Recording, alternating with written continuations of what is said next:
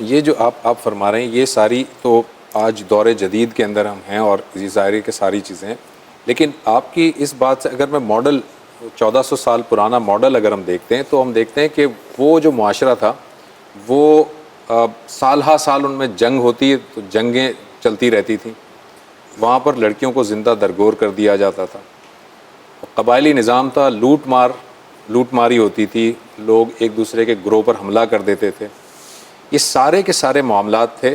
لیکن نبی صلی اللہ علیہ وسلم نے کیا کیا؟ وہ کوئی ایجوکیشن سسٹم تو نہیں تھا، وہ دین ہی کی تو تعلیم تھی، دین کی تعلیم ایسی تھی کہ وہ باہمی شیر و شکر ہو گئے، والذین معہ اشداء علی الکفار رحماء بینہم، وہ جو کہ ساتھ بیٹھنے کو تیار نہیں ہوتے تھے، روادار نہیں ہوتے تھے، وہ ایک ساتھ بیٹھنے لگے، غلام اور آقا ایک ساتھ ہمیں نظر آنے لگے۔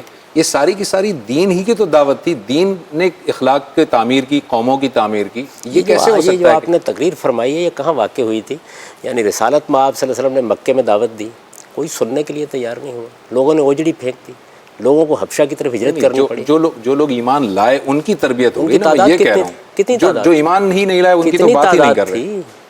آپ کی قوم 20 کروڑ ہے۔ نہیں وہ کم تعداد کم تھی، لیکن جتنی بڑا بھی تھی زمین آسمان کا فرق واقع ہوتا ہے۔ مجھے آپ 15 لوگ دے دیجئے، ان کے اوپر مجھے محنت کرنی ہے۔ ایک استاد کو آپ نے 25 لوگ دے دیے، انہوں نے کہا کہ یہ طالب علم ہے، ان کو آپ کو پڑھانا ہے، آپ ایک جمع غفیر اس کے سامنے پیش کر دیں۔ نہیں جاوید صاحب، میں کچھ اور کہہ رہا ہوں، میں یہ کہہ رہا ہوں کہ جتنا بھی جس نے میری دعوت سنی اس کو میں نے اپنے اسی دین کی دعوت پیش کی، اور اس دین کی دعوت ہی کے ثمرات یہ ملے کہ وہ قوم جو ہے اس کے اندر بنیادی تعمیر کا کام ہوا۔ قوم کہاں، چند افراد، 10 افراد بھی بہت تھے۔ فرق ہے نا۔ ایسے میں چند افراد آپ کو نکال دیتا ہوں، یہاں سے بھی ہزاروں لاکھوں نکال دیتا ہوں۔ یعنی جو دعوتیں یہاں اٹھی ہیں انہوں نے بھی لاکھوں لوگوں کی زندگی تبدیل کر دی ہے۔